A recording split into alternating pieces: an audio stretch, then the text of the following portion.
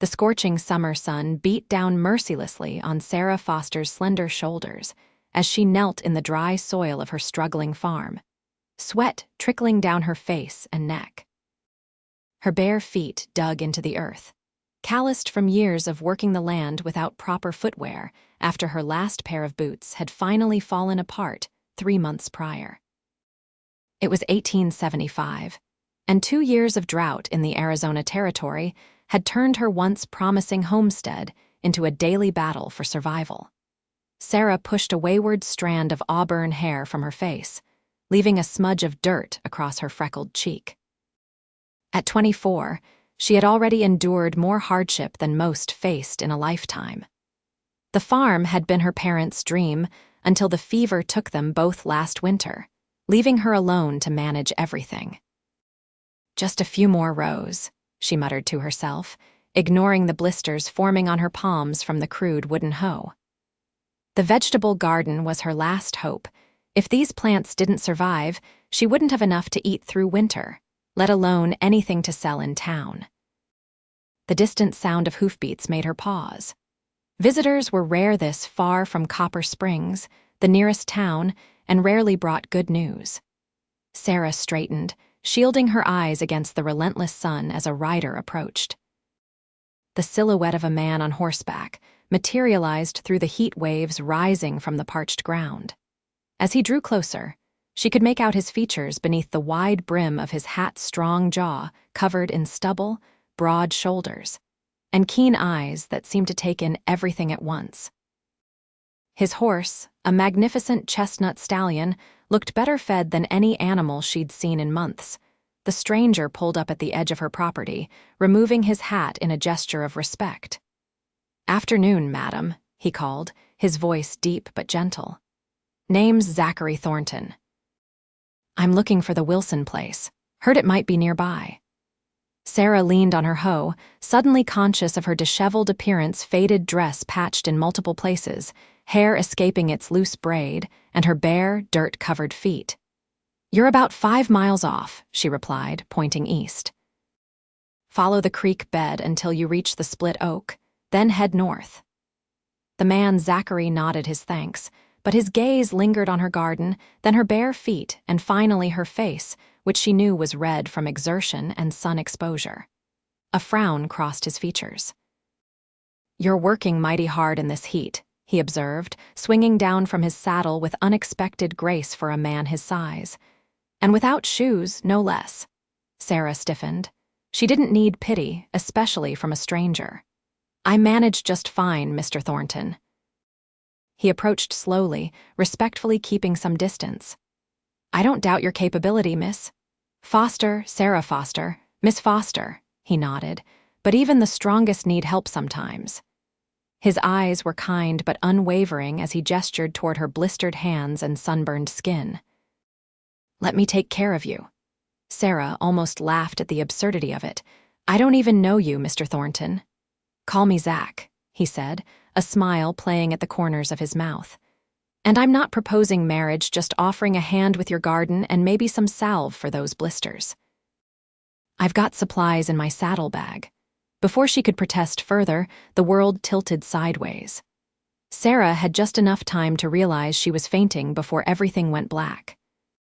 When she came to, she was lying in the shade of her porch, a damp cloth on her forehead and concerned blue eyes looking down at her. "Heat exhaustion," Zach explained, offering a cup of water. "Drink slowly." Sarah wanted to refuse, to stand up and prove she was fine, but her body betrayed her. Her hands trembled as she took the cup. "Why would you help a stranger?" she asked after taking a careful sip. Zach's expression grew serious. "My ma raised me to never pass by someone in need, and you, Miss Foster, are in need whether you admit it or not." As the water revived her, Sarah's pride began to return. "I've managed on my own since my parents died. I don't need charity." "Not offering charity," he replied, refilling her cup from a canteen. "Just neighborly help, and maybe," he hesitated, "maybe I need some help too." Sarah raised an eyebrow, prompting him to continue. "I bought land near here, planned to start a cattle operation," he explained, "but I know next to nothing about growing crops in this soil. Thought maybe we could help each other."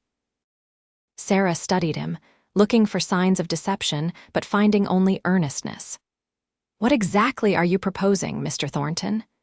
"I help you get your garden and farm in order before winter sets in," he said, "and you teach me what you know about surviving in this territory."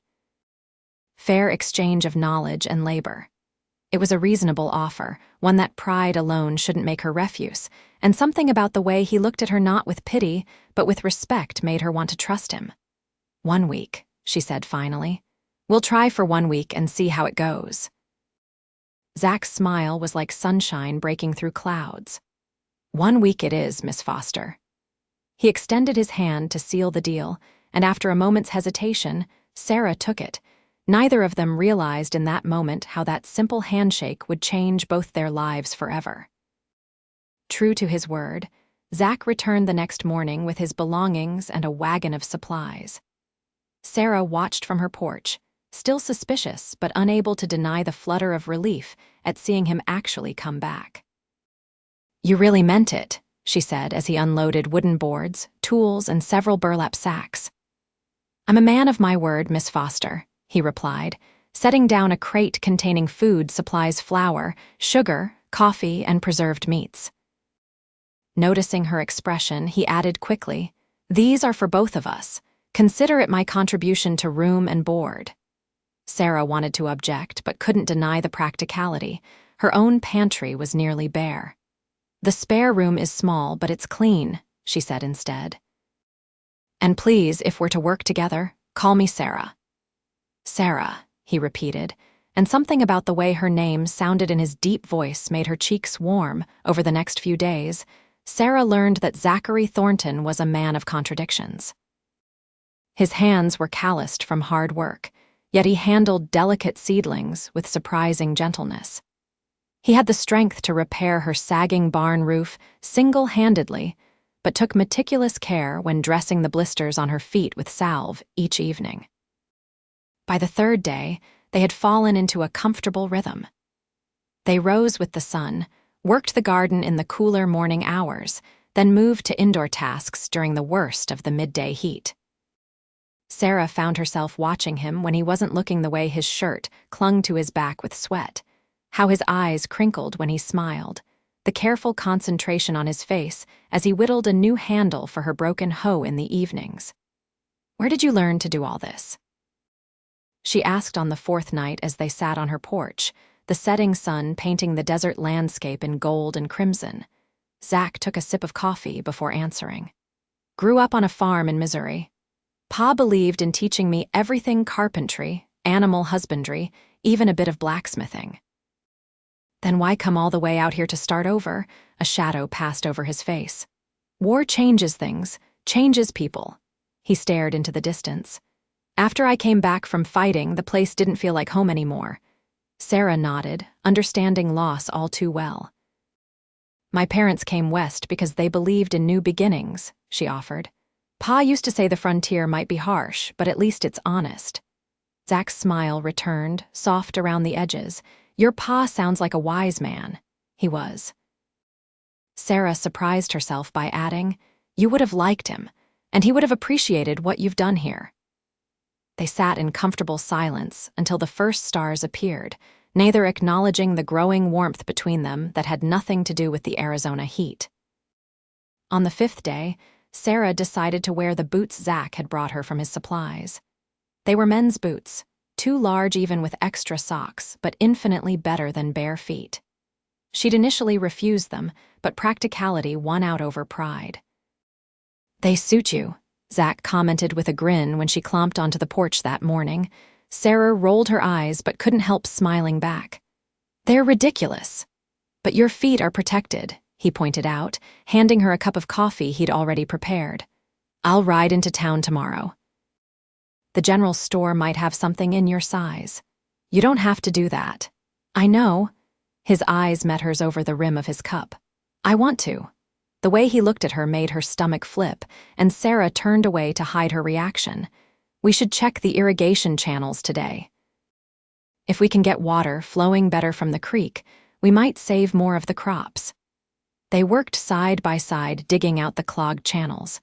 By midday, Sarah was astonished at their progress. Tasks that would have taken her weeks to complete alone were being finished in days with Zach's help. "You mentioned starting a cattle operation," she said as they paused to drink from the canteen. "Why haven't you been working on your own land?" Zach wiped his brow. "Property needs a house first. Can't run cattle without somewhere to live. And that's why you were looking for the Wilson place." "To get ideas for building," he nodded. Old man Wilson was known for constructing the sturdiest homes in the territory. "Thought I might learn something." He hesitated. "Actually, I've been thinking about that. Your farm is situated better than my land for growing crops, but my property has better grazing. They're not far apart." Sarah looked at him quizzically. "What are you suggesting?" "Maybe we could help each other beyond this week," he said carefully. "You know farming, I know cattle. Both take different resources, different skills. Are you proposing some kind of partnership?" The idea both intrigued and alarmed her. "Just thinking out loud," he said, though his eyes told her he'd given it considerable thought. "No need to decide anything now."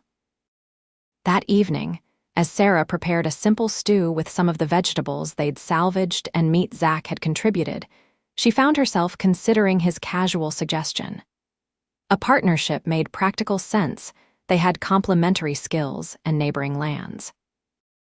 But she'd been alone for so long, responsible only for herself. The idea of tying her future to someone else's was terrifying. Even more terrifying was the way her heart sped up when Zach's hand accidentally brushed hers as he helped with dinner preparations. "You're quiet tonight," he observed as they ate. Sarah pushed a piece of carrot around her bowl. "Just thinking about the future." She looked up at him. "The week is almost over." "So it is." His expression was unreadable. "Having second thoughts about sending me on my way?" "Maybe," she admitted, surprising herself with her honesty. "Things are better with you here. The farm, I mean," she added hastily. A smile tugged at his lips. "Just the farm?" Sarah felt heat rise to her cheeks. "You've been helpful." "High praise indeed," he teased, but his eyes remained serious. "Sarah," a crash from outside interrupted whatever he'd been about to say. They both jumped to their feet as the sound of horses and men's voices filled the yard. "Stay here," Zach said, reaching for the rifle he kept propped by the door. "This is my home," Sarah countered, grabbing her father's old shotgun from above the fireplace. "I'm coming with you." They stepped onto the porch together to find 3 riders circling the yard, whooping and laughing. One fired a shot into the air, causing Sarah's few chickens to scatter in panic. Well, what have we here?" The speaker, a wiry man with a pockmarked face, dismounted and sauntered toward them. "Little Sarah Foster's got herself a man at last." Sarah's grip tightened on her shotgun. "Get off my property, Silas Quinn. You and your friends aren't welcome here." Zach stepped slightly forward, his body angled to shield her. "The lady asked you to leave." The man Silas spat tobacco juice into the dirt. "Lady, that's generous." He turned to his companions. "Sarah here's been sitting on some of the best water rights in the county. Her pa was too stubborn to sell, and she's just as bad." "I'm not selling," Sarah said firmly. "Not to you, not to anyone." Silas's expression hardened. "That ain't smart, girl. Times are tough. A woman alone can't hold on to land like this." "She's not alone," Zach stated, his voice quiet but carrying a clear threat. The tension crackled between them until one of the other riders called out, "Come on, Silas, we made our point. Let's go." Silas glared at them both. "This ain't over. That drought's coming back, mark my words. When it does, you'll be begging me to take this worthless dirt off your hands." He mounted his horse with a fluid motion that spoke of years in the saddle. "Think on it, Sarah. My offer stands, for now." They watched in silence as the 3 riders disappeared into the gathering dusk. "Friend of yours?" Zach asked once they were gone. Sarah lowered her shotgun, realizing her hands were shaking. "Silas Quinn owns the biggest ranch northeast of here.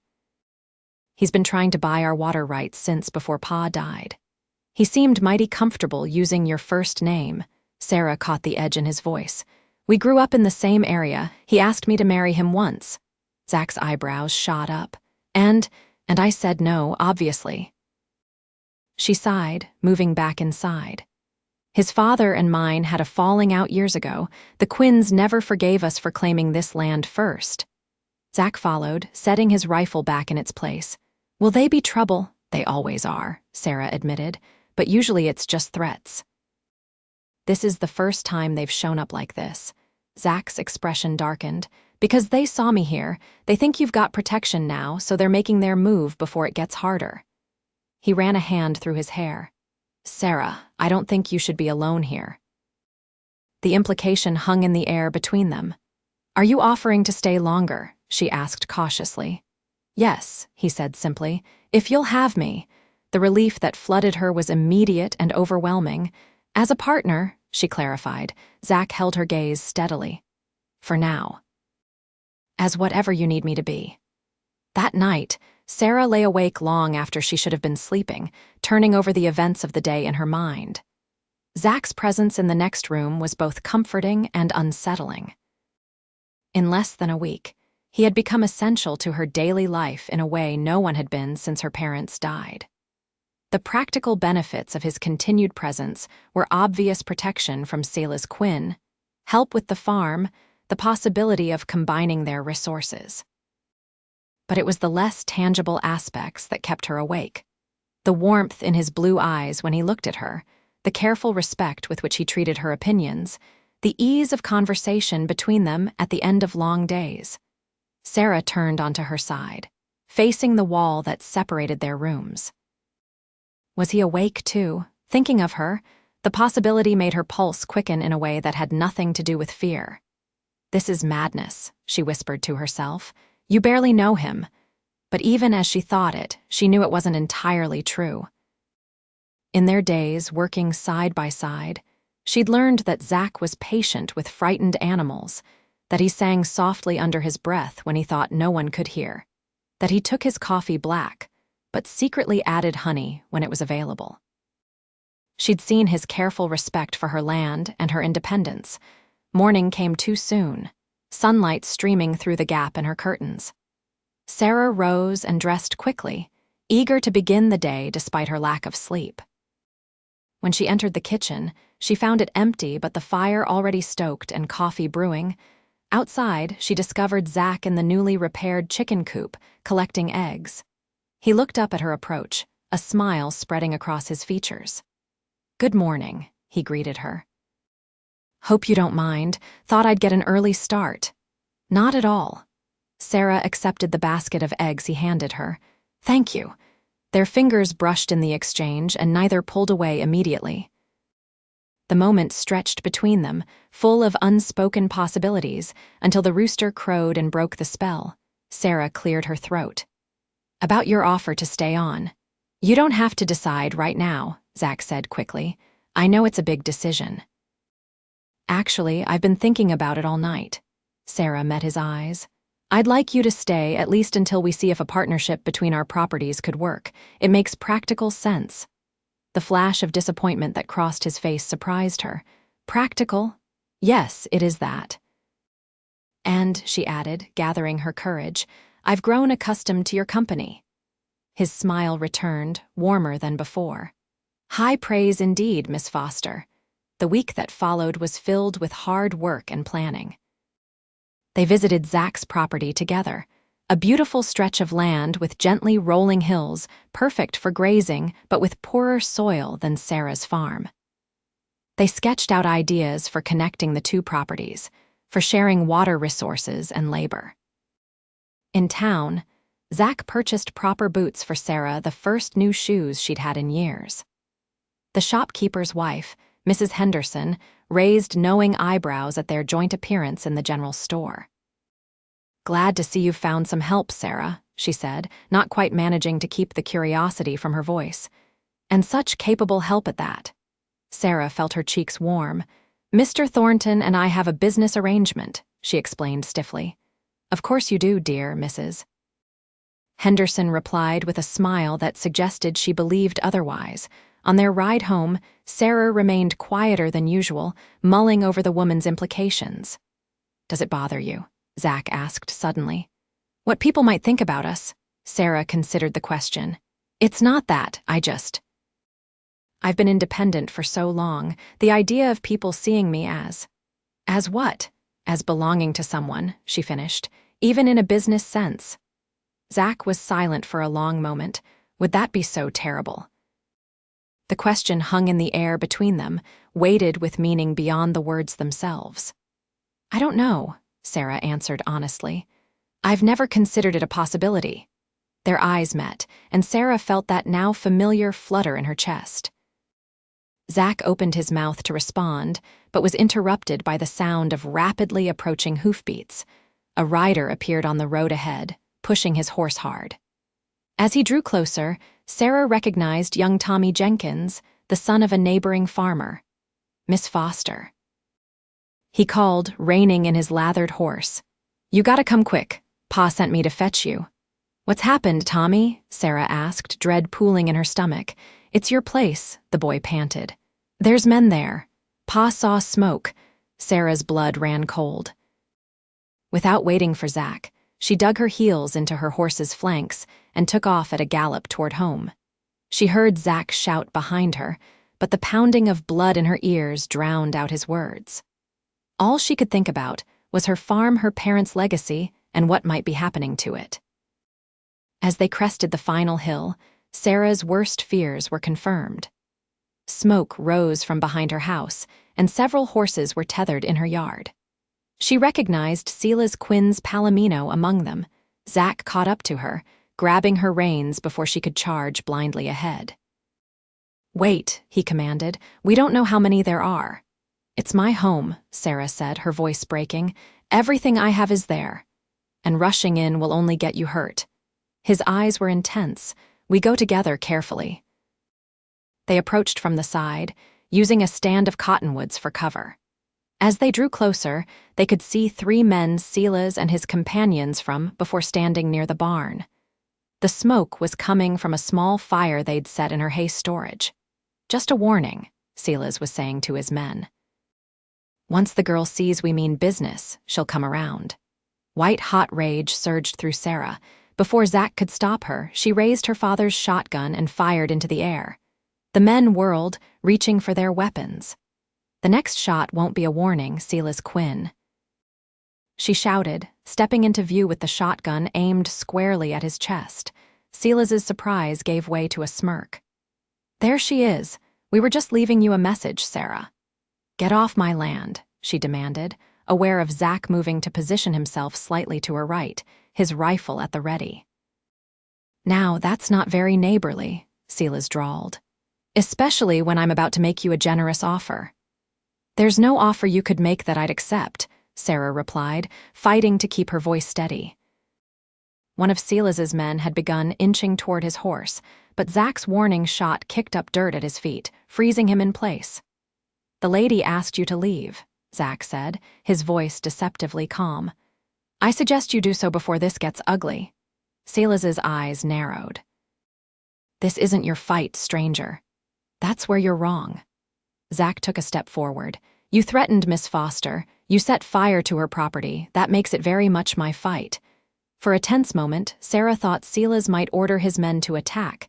Then, unexpectedly, he laughed. You've got spirit, both of you. I like that. He gestured to his companions. Put out that fire, boys. We've made our point for today. One of the men moved to stomp out the flames while the other kept his hand near his holster, eyes darting between Sarah and Zach. This isn't over, Sela's said as he mounted his horse. Water's getting scarcer. That creek of yours is one of the few still flowing. Sooner or later, you'll see reason. Don't count on it, Sarah retorted. They watched in tense silence as the 3 men rode away. Only when they disappeared from sight did Sarah lower her shotgun, her hands trembling with the aftermath of adrenaline. Are you all right?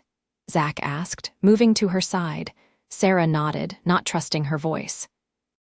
The fire had been contained quickly enough that the damage was minimal, but the violation of her home left her shaken. They won't stop, she said finally. Sela's wants this land, and he's not used to being denied. Zach's expression hardened. We'll be ready for them next time. We. Sarah questioned, searching his face. Yes, we. He stepped closer, close enough that she could see the determination in his eyes. I'm not going anywhere, Sarah, not unless you send me away. The sincerity in his voice made her throat tighten with emotion. I don't want you to go, she admitted quietly. His hand reached up to gently brush a smudge of ash from her cheek. The touch lingered, and Sarah found herself leaning slightly into his palm. Then I'll stay, he promised, and we'll face whatever comes together. In that moment, standing in her yard with the smell of smoke still in the air, Sarah realized that somewhere along the way, their practical partnership had become something much more complicated. And despite all the dangers it presented, she couldn't bring herself to regret it. The days that followed brought changes to the farm and to their relationship. Zach insisted on implementing better security measures, reinforcing doors and windows, establishing a regular patrol schedule of the property boundaries, and keeping their weapons close at hand. But he also continued the work they'd started, helping Sarah bring the farm back to life one project at a time. 2 weeks after Silas's warning, they celebrated the completion of a new irrigation system that connected Sarah's creek to both properties. The design was ingenious, using gravity to direct water where it was most needed while preserving enough flow for both farming and cattle. It's perfect, Sarah said, watching the water flow smoothly through the newly dug channels. I never would have managed this on my own. Sure you would have, Zach replied, wiping sweat from his brow. Might have taken longer, but you'd have figured it out. You're the most capable person I've ever met, Sarah Foster. The compliment warmed her more than it should have. You're not so bad yourself, Zachary Thornton. He grinned, splashing a handful of cool water at her playfully. Sarah gasped in mock outrage and retaliated, leading to an impromptu water fight that left them both soaked and laughing. As their laughter subsided, Sarah became acutely aware of how close they were standing, of the way Zach's wet shirt clung to his chest, of his eyes lingering on her face with unmistakable warmth.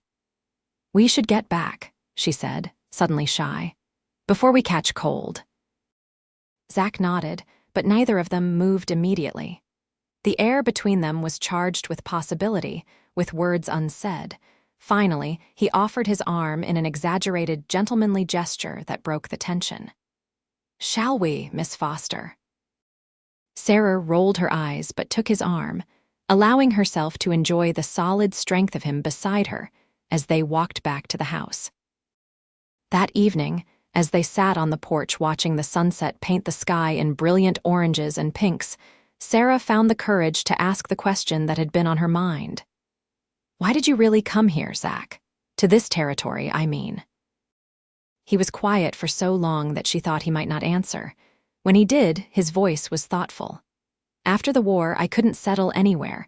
Tried going back to Missouri, but everything felt wrong somehow. I drifted for a while, took odd jobs. He looked at her. I was working as a ranch hand in Colorado when I met a man who'd been to Arizona Territory. He talked about the land here like it was something special, said a man could build something that was truly his own. And that's what you wanted, something of your own. I wanted a purpose, he corrected gently. Something worth building, worth protecting. His gaze held hers. I think I've found it. Sarah's heart beat faster at the implication. The cattle ranch, a small smile played at his lips. That's part of it.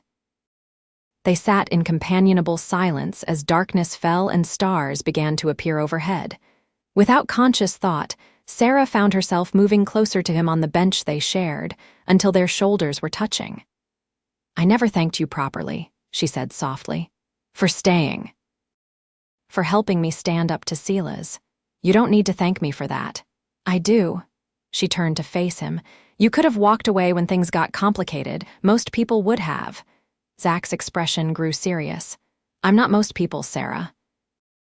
His hand found hers in the darkness, fingers intertwining. And what's between us? It's worth fighting for. The admission hung in the air between them, honest and vulnerable. Sarah's breath caught as Zach leaned slightly closer, his intention clear in his eyes. She had a moment to decide to pull away or to meet him halfway. She chose the latter, closing the distance between them until their lips met in a gentle, questioning kiss. It was brief, almost tentative, but it sent warmth spreading through her entire body. When they parted, Zach's expression was one of wonder mixed with uncertainty. "I've been wanting to do that for weeks," he admitted. Sarah smiled, surprising herself with her boldness.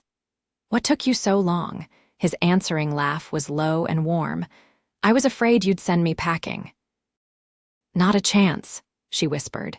And this time when they kissed, there was nothing tentative about it. Later, as Sarah prepared for bed, she caught her reflection in the small mirror above her washstand. Her cheeks were flushed, her eyes bright, and a smile kept tugging at her lips despite her attempts to compose herself. She hardly recognized the woman looking back at her, this Sarah Foster, who kissed cowboys on porch swings and dreamed of possibilities beyond mere survival. It was terrifying and exhilarating all at once. Morning brought clear skies and cooler temperatures, a welcome relief from the relentless heat of previous weeks. Sarah found Zach already in the kitchen, preparing breakfast as had become his habit. The domesticity of the scene him at her stove, coffee brewing, bacon sizzling made her pause in the doorway. "Good morning," he said, looking up with a smile that made her stomach flutter. "Sleep well." Sarah felt a blush creep up her neck as she remembered their kisses from the night before. "Very well, thank you." A knowing look crossed his face. "Glad to hear it." They ate breakfast together, making plans for the day ahead. The easy conversation was punctuated by shy glances and hands that found excuses to touch passing the coffee pot, reaching for the same slice of bread. "I need to ride into town today," Zach said as they cleared the dishes. "We're running low on supplies, and I want to check if there's any mail." Sarah nodded. "I should stay here and work on the late plantings. If we're lucky, we might get a second harvest before winter." "I shouldn't be gone more than a few hours," he promised, hesitating before adding, "Will you be all right here alone?" "I managed on my own before you came along," she reminded him, though without the defensiveness such a statement would have carried weeks ago. "I'll be fine." Zach caught her hand as she turned to go, pulling her gently back to him. "I know you will be," he said seriously, "but that doesn't mean I won't worry." Sarah's heart melted a little at his concern. "I'll keep the shotgun close," she assured him, "and I'll be careful." He nodded, seemingly satisfied, then bent to press a quick kiss to her lips that somehow turned into a longer, deeper one. When they finally parted, both were breathing a little faster. "I should go," Zach said reluctantly, "before I decide not to leave at all." Sarah laughed, pushing him playfully toward the door. "Go. The sooner you leave, the sooner you'll be back." After he rode out, Sarah set to work in the garden, humming softly to herself as she tended the tender shoots of late vegetables. The morning passed quickly, her thoughts frequently drifting to Zach, his smile, his touch, the future they might build together. She was so absorbed in her work and her daydreams that she didn't notice the riders approaching until they were almost upon her. Looking up, Sarah's blood ran cold. Silas Quinn and 5 men, more than before, were riding onto her property. Sarah straightened slowly, calculating the distance to the house and the shotgun she'd left on the porch. Too far. She'd have to face them unarmed. "Afternoon, Sarah," Silas called, dismounting with fluid grace. "Beautiful day, isn't it?" "What do you want, Silas?" she demanded, trying to keep her voice steady. He smiled, but it didn't reach his eyes. "Same thing as always. I've come to make you a final offer on this land." Sarah stood her ground, "and I'll give you the same answer as always." "It's not for sale." Silas sighed dramatically. "I was afraid you'd say that." He gestured to his men, "but I came prepared to be persuasive." 2 of the riders dismounted, moving to flank him. Sarah recognized them as the Devlin brothers, known troublemakers with a reputation for violence. "Where's your protector today?" Silas asked, looking around. "Seems you're all alone." Sarah's mind raced. Zach wouldn't be back for hours yet. She was outnumbered and unarmed. "I don't need protection," she said, chin raised defiantly. "And you're trespassing, Silas." "I want you off my property now." Silas took a step closer. See, that's not how this is going to work. You're going to sign over your water rights to me today, or things are going to get very unpleasant. Sarah backed up a step. I'm not signing anything. Have it your way. He nodded to the Devlin brothers. Convince her. The men moved toward her with menacing grins. Sarah looked frantically toward the house, gauging her chances of reaching it before they caught her. Slim to none. Then, unexpectedly, salvation came from another direction entirely. That's far enough, came a familiar voice, cold and commanding. All heads turned to see Zach approaching from the side of the property, rifle aimed steadily at Sela's. He must have circled back, perhaps sensing trouble or simply changing his mind about leaving her alone. Relief flooded Sarah, followed immediately by fear for his safety. He was still outnumbered. This doesn't concern you, Silas said, though his confident demeanor had faltered slightly. Anything that threatens Miss Foster concerns me, Zach replied, moving to stand beside Sarah. His free hand found hers briefly, a reassuring squeeze before he positioned himself slightly in front of her. One of Silas's men reached for his gun, but Silas stopped him with a raised hand. Easy now. No need for bloodshed. His eyes narrowed as he assessed Zach. You're willing to die for this piece of land, stranger? For the land? No, Zach's voice was steady. For her, without hesitation. The declaration sent a shock through Sarah. She had known he cared for her, but the fierce certainty in his voice took her breath away. Silas looked between them, something like understanding dawning on his face. I see how it is, he said slowly. Well, ain't that sweet? You've made your offer, she's refused, Zach stated.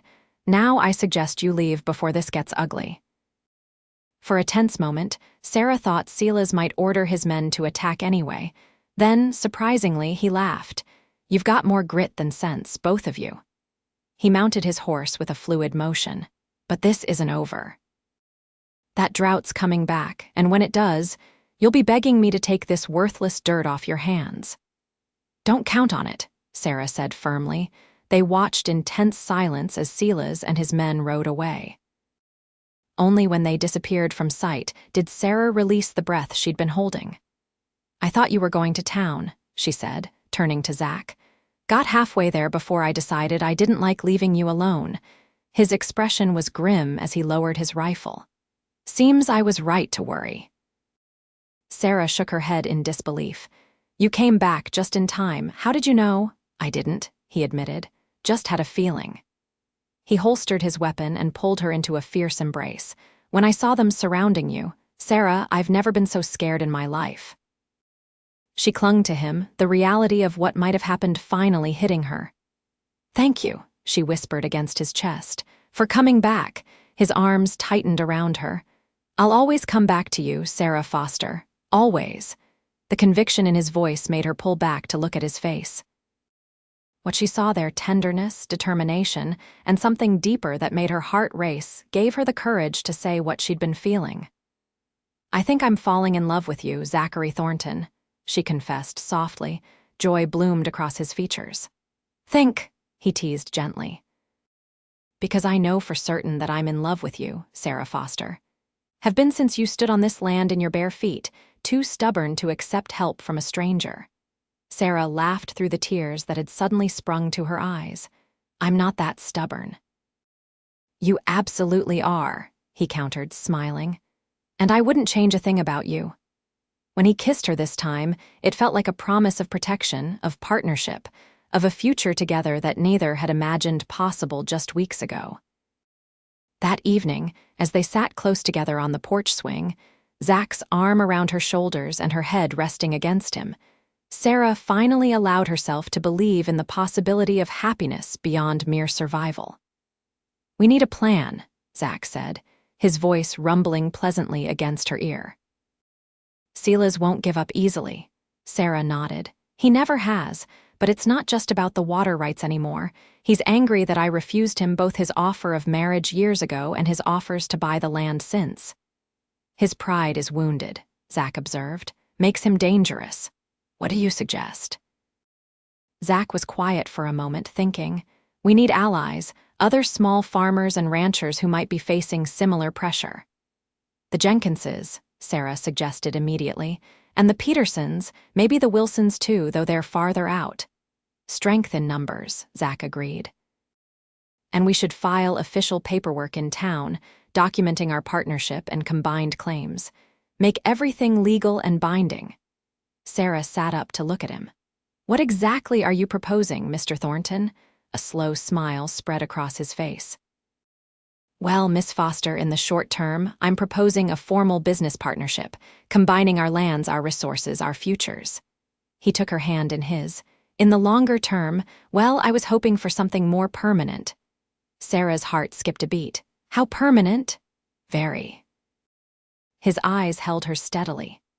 I know it's soon. Too soon, maybe, but I've never been more certain of anything in my life, Sarah. I love you. I want to build a life with you, not just neighboring farms working together, but a true partnership in every sense. Are you asking me to marry you, Zachary Thornton? Sarah's voice was barely above a whisper. Not yet, he said, squeezing her hand, but I'm telling you now that I will be when the time is right, when you're ready. His expression grew serious. I don't want you to ever think I'm like Sela's wanting you for your land or your water rights. I want you to be absolutely certain of my intentions, of my heart. Tears pricked at Sarah's eyes, moved by his consideration. I'm already certain of your heart, she told him, and when you do ask. My answer will be yes. The joy that lit his face was worth every hardship she'd endured to reach this moment. When he kissed her, Sarah felt as though her heart might burst with happiness. The next morning, they rode together to visit the neighboring farms, explaining Silas's threats and proposing an alliance. Tommy Jenkins' father, Abraham, was the first to agree. Quinn's been pushing all of us, the weathered farmer confirmed, pouring coffee for his visitors. Trying to control all the water in the county, piece by piece. It's time someone stood up to him. By the end of the week, they had formed a coalition of 6 families, all committed to supporting each other against Silas's intimidation tactics. They established a system of signals. 3 rifle shots in quick succession would bring help from the nearest neighbors. Their visits to town became joint ventures. Sarah and Zach riding in together to conduct business, purchase supplies, and strengthen their public image as a united front. The local sheriff, initially skeptical of their concerns about Silas, began to take notice as more complaints were filed. I can't arrest a man for making offers, no matter how persistent, Sheriff Miller explained during one visit to his office.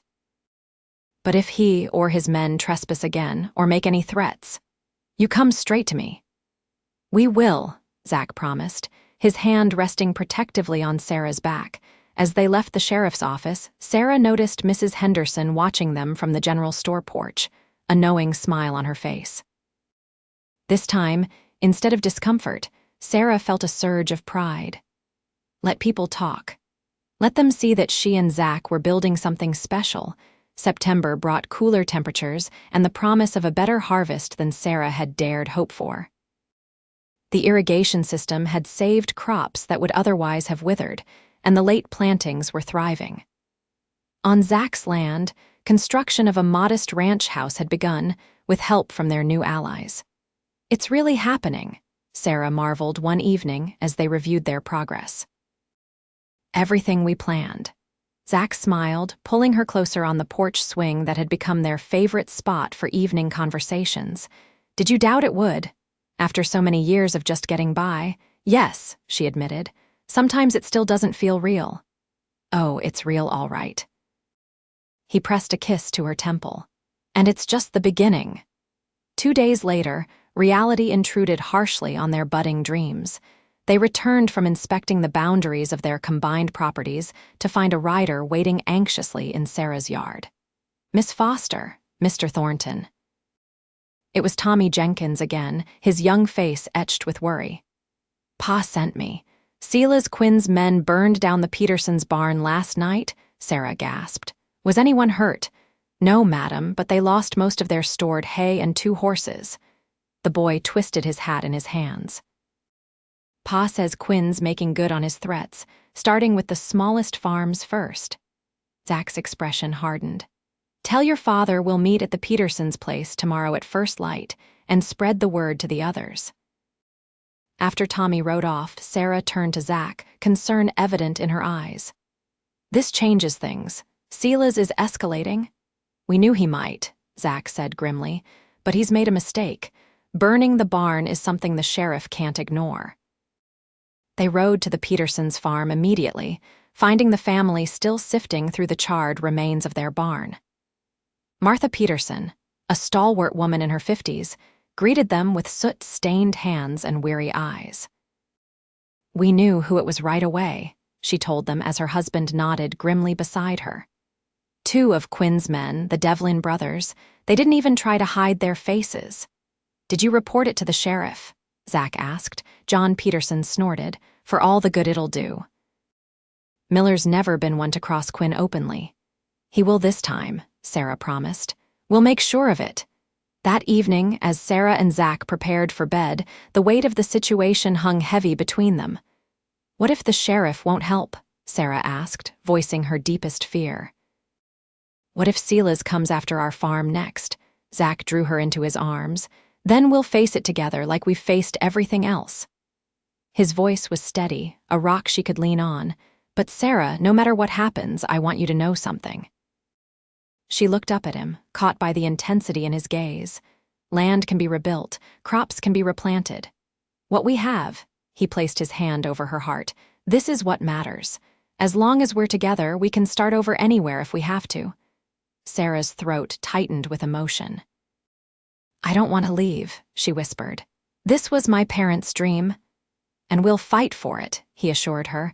"But I need you to know that you are what matters most to me, not the land, not the water rights. You."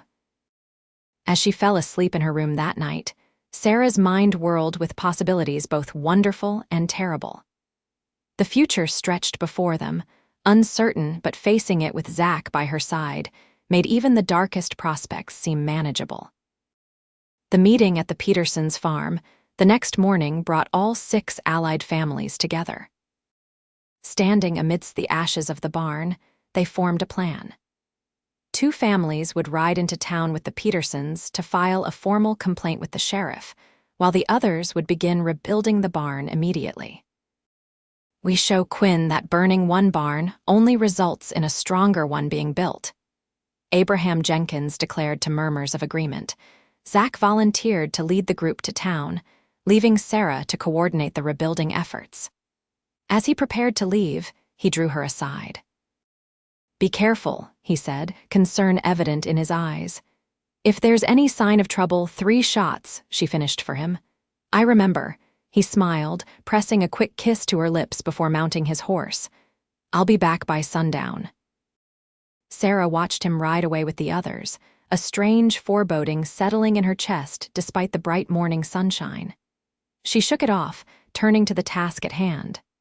"All right," she called to the remaining neighbors. "Let's show Silas Quinn what happens when he messes with one of us."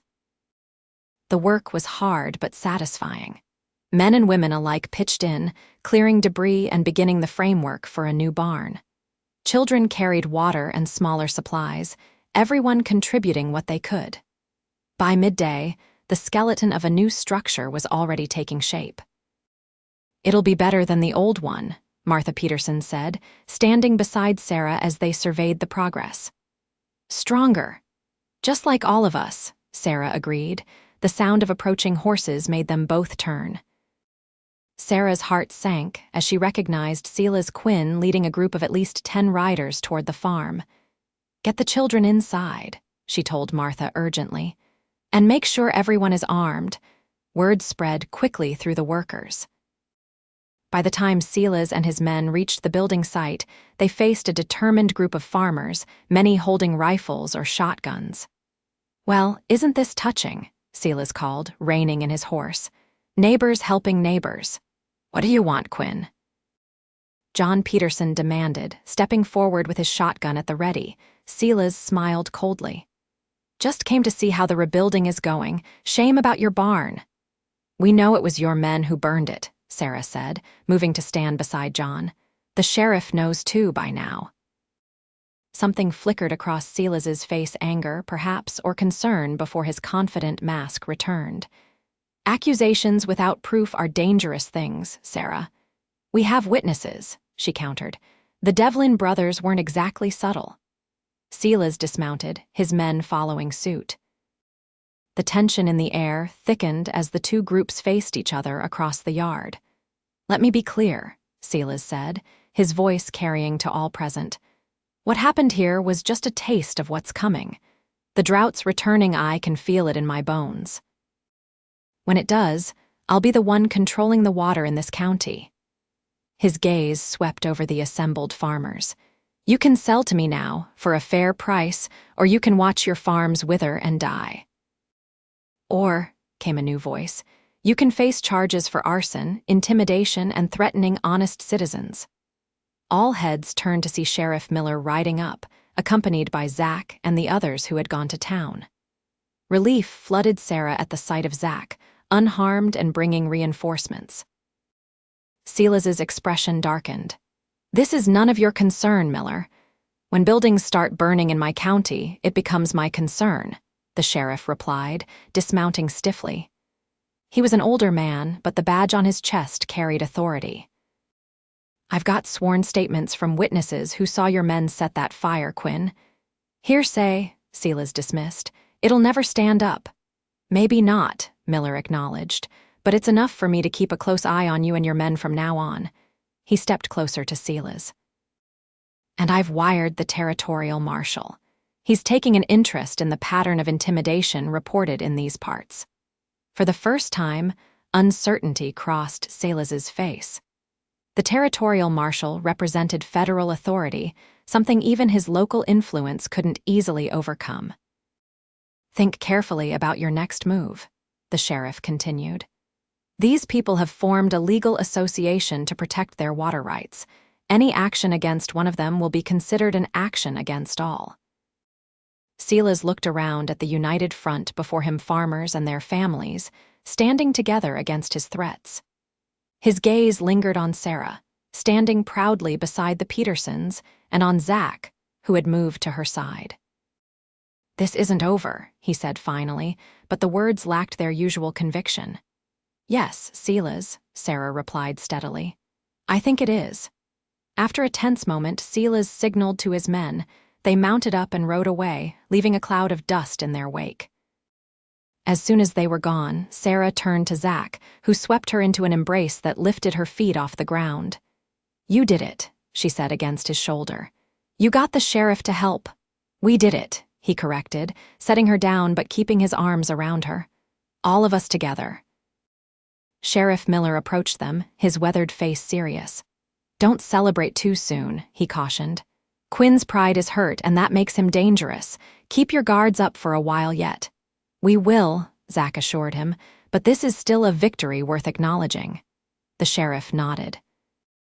That it is. Now let's get this barn built before sundown, shall we?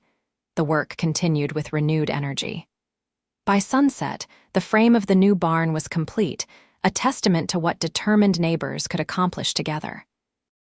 As Sarah and Zach rode home in the gathering dusk, a comfortable silence settled between them. The events of the day had brought their community closer together and taken a significant step toward neutralizing the threat Silas posed. I've been thinking, Zach said as they approached Sarah's farm, their farm now, in all but the final paperwork. About what? She asked, glancing over at him. About timing. He slowed his horse, prompting her to do the same, and about waiting for the right moment. Sarah's heart began to beat faster as he dismounted and came to help her down from her horse. Instead of setting her on the ground immediately, he held her suspended in his arms, their faces close. The thing is, he continued, his voice soft in the twilight, I'm realizing there's no perfect moment. There's just now and us and what we know to be true. He lowered her gently to the ground but kept his arms around her waist. I love you, Sarah Foster. I want to spend my life with you, building something beautiful together, not just farms and ranches, but a family, a legacy that's ours. Sarah's breath caught as he reached into his pocket, and withdrew a small ring, a simple gold band with a modest diamond that caught the last rays of sunset. "I've been carrying this for days, waiting for the perfect time," he admitted with a smile. "But after today, seeing you stand so bravely against Sela's, working alongside our neighbors, I don't want to wait anymore." He took her hand, his eyes never leaving hers. "Sarah Foster, will you marry me?" Tears of joy sprang to Sarah's eyes. "Yes," she whispered, then louder. "Yes, Zachary Thornton, I will marry you." His smile was radiant as he slipped the ring onto her finger.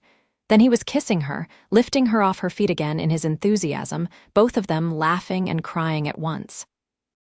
"When?" he asked when they finally broke apart. "How soon can you be my wife?" Sarah grinned up at him. "How does next month sound, once the harvest is in?"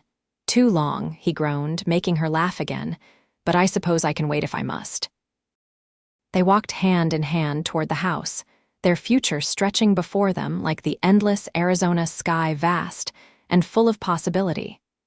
The following weeks passed in a whirlwind of activity.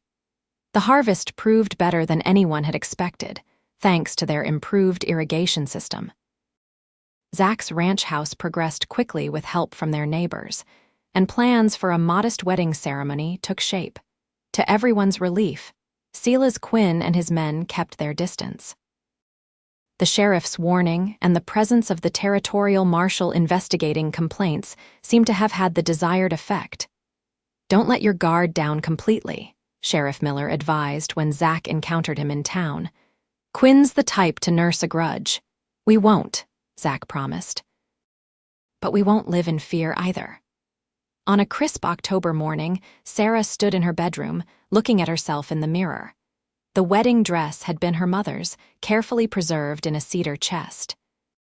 Martha Peterson and the other women had helped her alter it to fit, taking in the waist and adding delicate lace at the cuffs. "You look beautiful," Mrs. Henderson said, adjusting the simple veil in Sarah's hair. "Your parents would be so proud." Tears threatened, but Sarah blinked them back. "I wish they could be here." "They are, in a way," the older woman assured her, patting Sarah's hand. "In this house they built, in the land they loved, in the strength they gave you." The ceremony took place in Sarah's front yard, beneath an arch of autumn flowers that the women had constructed. Every family from their alliance attended, along with most of the townspeople from Copper Springs. Even Sheriff Miller was there, wearing his Sunday best instead of his usual dusty attire. When Sarah walked toward Zach, who waited for her beside the traveling preacher, she felt a sense of rightness that transcended all the hardships they had faced. His face as he watched her approach was a mixture of awe, joy, and love so pure it took her breath away. "Dearly beloved," the preacher began, his voice carrying across the assembled guests. The words of the ceremony washed over Sarah as she stood hand in hand with Zach, promising to love and cherish him through all the seasons of their lives together. When they exchanged rings, hers the diamond he had given her, his a simple gold band she had saved to purchase the connection between them felt tangible, like a golden thread binding their hearts.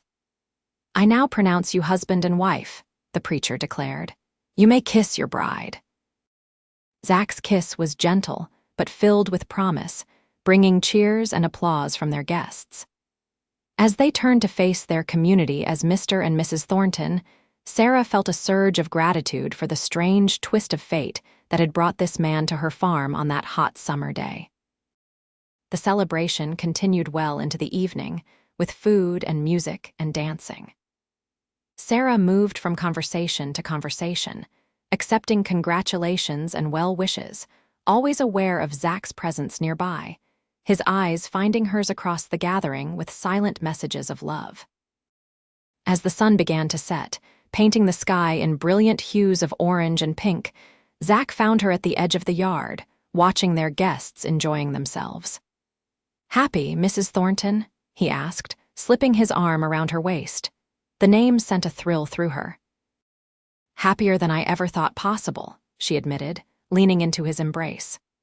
"Look at what we've built," he said, gesturing to the scene before them, friends and neighbors laughing and celebrating together, their farm flourishing around them. And this is just the beginning. Sarah turned in his arms to face him. I love you, Zachary Thornton. Thank you for stopping that day, for offering to help a stubborn woman working barefoot in the heat. His smile was tender as he brushed a strand of hair from her face. Best decision I ever made. He leaned down to kiss her softly. Let me take care of you, Sarah Thornton, for all the days of our lives. And I'll take care of you, she promised. Together. As twilight deepened into night, their guests gradually departed with final congratulations and knowing smiles.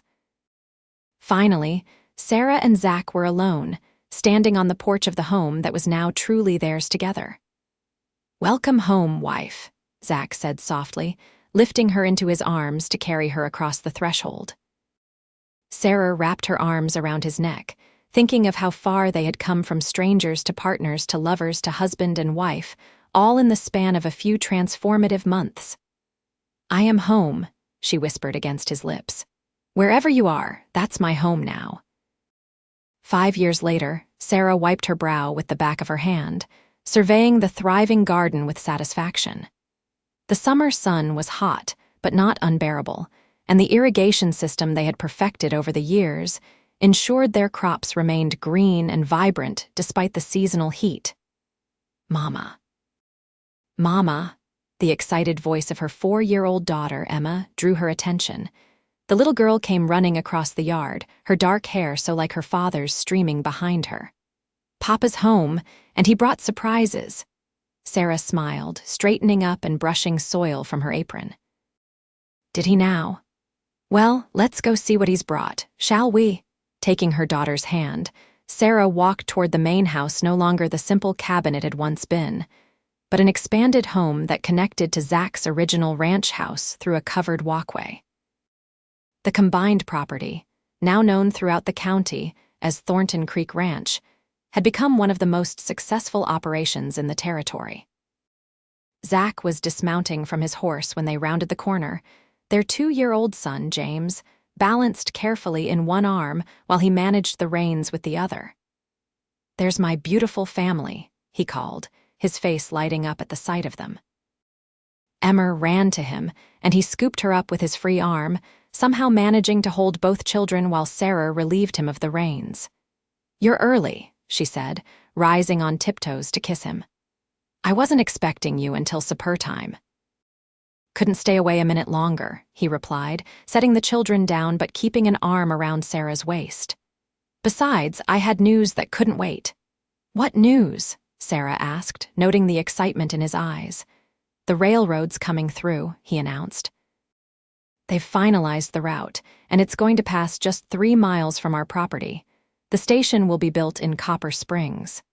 Sarah's eyes widened at the implications. That changes everything. Our cattle, our crops will be able to ship them directly east. Zach nodded. And that's not all. I spoke with Mayor Carson. He's establishing a town council, and he's asked me to serve on it. Pride swelled in Sarah's chest. Zach, that's wonderful. You'd be perfect for it. It would mean more trips to town, more responsibilities, he cautioned. I wanted to discuss it with you before I gave him an answer. Sarah squeezed his hand. You should accept. The community trusts you. After how you helped organize everyone against Silas Quinn's schemes, people know you stand for what's right. At the mention of Silas, a shadow crossed Zach's face. Speaking of Quinn, there's news on that front too. He's selling his ranch and moving to California. Seems his health isn't what it used to be. After all the trouble he caused. Sarah shook her head, conflicted. Over the years, Silas had made a few more attempts to pressure landowners, but the alliance they had formed had held firm. Eventually, he had been forced to accept defeat, especially after the territorial marshal's investigation had resulted in charges against the Devlin brothers for the barn burning. Some folks are just destined to learn their lessons the hard way, Zach said philosophically. But enough about Quinn. I have something more important to discuss. More important than the railroad and the town council? Sarah asked, curious. Zach grinned, reaching into his saddlebag to withdraw a package wrapped in brown paper. Emma, James, come help your mama open her surprise. The children eagerly assisted Sarah in unwrapping the package, revealing a pair of fine leather women's boots, beautifully crafted with subtle decorative stitching. "Zach, they're beautiful," Sarah breathed, running her fingers over the soft leather. "Custom made," he said proudly. "The new bootmaker in town did them special, based on the drawing I gave him." Sarah turned them over in her hands, noticing something carved into the heel of each boot. Looking closer, she saw their initials ZT and SD intertwined with the date they had met, 5 years earlier. "To remind us how it all began," Zach said softly. "A stubborn woman working barefoot in the heat, and the luckiest man alive who happened to ride by that day." Tears pricked at Sarah's eyes. "You impossible romantic," she said, stretching up to kiss him again. "Try them on," he urged, and she did, finding them a perfect fit. "Now you'll never have to work barefoot again," Emma declared solemnly, making both parents laugh. "That's right, sweetheart," Zach agreed, scooping her up again. "Though I seem to recall your mama was doing just fine on her own, even without proper footwear." "But better with you," Sarah said, looking up at her husband with all the love in her heart. "Everything is better with you." Later that evening, after the children were asleep, Sarah and Zach sat on their expanded porch, watching the stars emerge in the clear desert sky. Her head rested on his shoulder, his arm around her, the new boots still on her feet. "Do you ever think about how different our lives might have been if you hadn't stopped that day?" she asked. "If you just kept riding toward the Wilson place?" Zach was quiet for a moment, considering. "I couldn't have," he said finally. "The moment I saw you standing there, so fierce and determined despite everything, it was like my heart recognized something it had been searching for." He pressed a kiss to her temple. "Some things are meant to be, Sarah. We were meant to be." Sarah smiled, knowing he was right. From that first moment, her working in the heat with bare feet, him offering to help with those simple, life-changing words. "Let me take care of you," their destiny had been sealed. "I love you, Zachary Thornton," she said, turning her face up to his. "Today, tomorrow, and for all the days we have left." "And I love you," he replied, gathering her closer. "My strong, beautiful, occasionally stubborn wife."